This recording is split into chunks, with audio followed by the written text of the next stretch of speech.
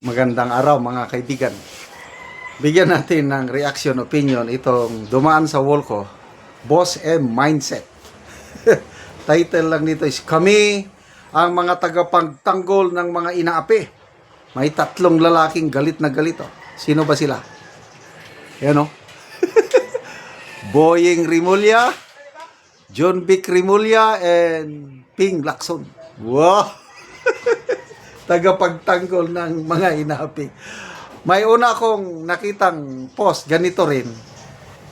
Ganyan din, naghawak kamay din. Sabi niya, pipigilan natin ang pagpakapanalo o pipigilan natin BP Sara presidential run on 2020. Ayos na ayos. Reaction, no? 1,100 nag-react. 915 ang tumatawa. Ako tumatawa rin ako. Ang ganda ng pagkagawa, no? Mga the protectors of the oppressed. Okay. Boying Rimulya, Lacson.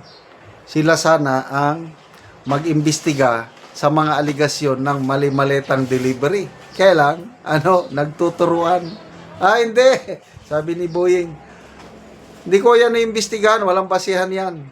Kailang inamin niya na nakipagpulong siya sa mga, nakipag-meeting siya sa mga ICC. Yun ang sinasabi ng mga Marines. Wala daw basihan .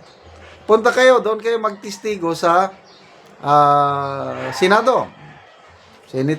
Senator Lacson, privilege speech niya kahapon. Wala daw. Mathematically impossible daw yung pag-deliver ng 800 billion pesos. Hindi pa niya naiimbestiga yung mga witnesses. Wala, may conclusion na siya kagad . So, wala na tayong maasahan kay Senator Lacson as in. But bahala na tayo, taong bayan, kung ano ang pagtingin natin kay Lacson. Siya ba talaga ay naghahanap ng katotohanan? Mayroong post akong nabasa, statement niya na when I was elected as Blue Ribbon Committee Chair, ang trabaho ko ay hindi proteksyonan ang aking kasamaan, kundi hanapin ang katotohanan. Wow! Naghanap ng katotohanan ko, no? I don't know kung paniwala nyo. Dito, Mayet Martin, kami ang tagapagtanggol ng maleta. Tagapagtanggol ng ito ba, Jane Boy Santos, kami ang tagapagtanggol ng mga magnanakaw ba. Rolando Rivera, kayo ang tagapagtanggol. Nagmura. Sa mga mukha nyo, hindi makikita na tagapagtanggol kayo, mga traidor yan. May gas lang, taglimang malita mapunta sa inyo. Eduardo de los Santos, 3 bugok na itlog. Protector ng mga, binabasa ko lang kawatan. Talaga lang, hehehe. Yutanex de la Cruz, hindi matatapos ang flood control issue hanggat nandyan yung 3 na yan. Emily Santos, mahiya naman kayo, wala na nga palang kahiyan, makapal na ang mukha. So, John Vic Rimulya, yan ang matunog na posibleng kandidato ng administrasyon. May TV host. Nakalimutan ko na. So, si Pinky Wave ba? Si Drilon o si... Sabi niya, my source told me that the First Lady, Lisa Araneta Marcos, ang gusto niyang kandidato ng administrasyon sa 2028 is John Vic Rimulya. At sa mga interviews, inaamin naman ni Secretary John Vic ang posibilidad na tatakbo siya sa 2028, lalo na kung i-endorse siya ng Pangulong Marcos Jr.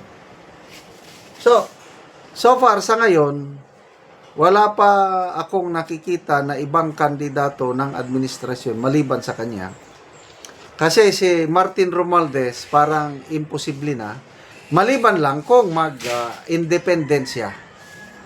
Parang malabo na ang i-endorse ng Marcos Jr. administration ay si Romualdez. To me, most likely si John Vic Remulla.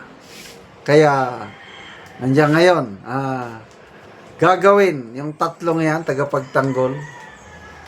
Ang perception is, gagawin nila ang lahat para madiskaril ang pagtakbo ni BP Sara sa 2028 na nag-anunsyo na, sigurado na siyang tatakbo. So, impeachment, ano pa? Kaso-kaso. Alang, impeachment, I don't know, ano nang resulta sa Committee on Justice? Nagbotohan na ba? Paki-comment naman. Binabantayan ko kung pumasa na ba sa Committee on Justice. Meron pang sufficiency in substance. Baka mali ako ang tingin ko, baka papasa. Baka manalo yung mayroong sufficiency in substance. So, ibig sabihin, yung impeachment na yon aakyat sa plenaryo. So, ang tunay na labanan, doon na sa plenary. So, malalaman na natin, bantayan po natin yung mga boboto ng yes to impeachment. Yan.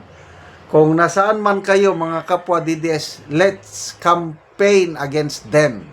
Yung mga boboto ng yes, yung mag-akyat sa impeachment ni BP Sara papuntang Senado. Ito, nakakatuwang balita. Isang sikat na vlogger, si Habibi, taga Siquijor, Bisaya, nakapag-asawa ata ng British o Filipino-British. Sabi niya, gagamitin niya ang kanyang platform sa social media. More than 12 million ang kanyang followers. Ikakampanya daw niya si BP Sara sa kanyang social media pages para siguradong manalo ang ating minamahal na BP Sara. And to me, that's a very welcome development. Biroin mo, 12 million. At nung tinignan ko, ni-research ko, ang dami niyang followers. Ang daming sumusunod, humahanga sa kanya. So, mabuhay po kayo, Madam Habibi. Salamat sa inyong pagsubaybay, mga kaibigan, sa channel na ito. Nakakatulong kayo ng malaki sa tribong Talandig ng Bukidnon dahil ang income natin sa channel na ito ay pantulong po sa tribo. Namimigay tayo ng libreng yero at pako para makapagpatayo sila ng mas maayos na tirahan. Panoorin nyo ang video na ito. Silang ante ang tagaan o gero, silang nanay. O muna ni ang gero nga ipanghatag sa ilaha. Oo, si nanay nga balo na tigulang nagyod.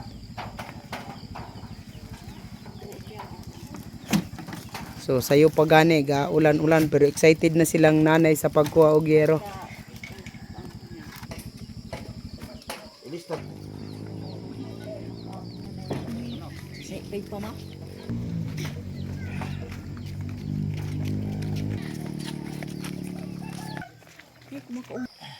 Sumusuwag ka. Ha?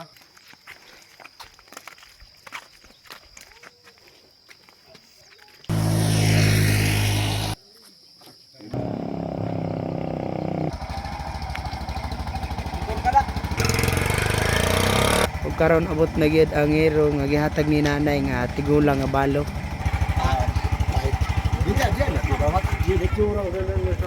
Ug muna ni si nanay ang tigulang gitabangan lang gani ni kuya. Muna ni ang gipatindog ni nanay nga iyang atupan karon.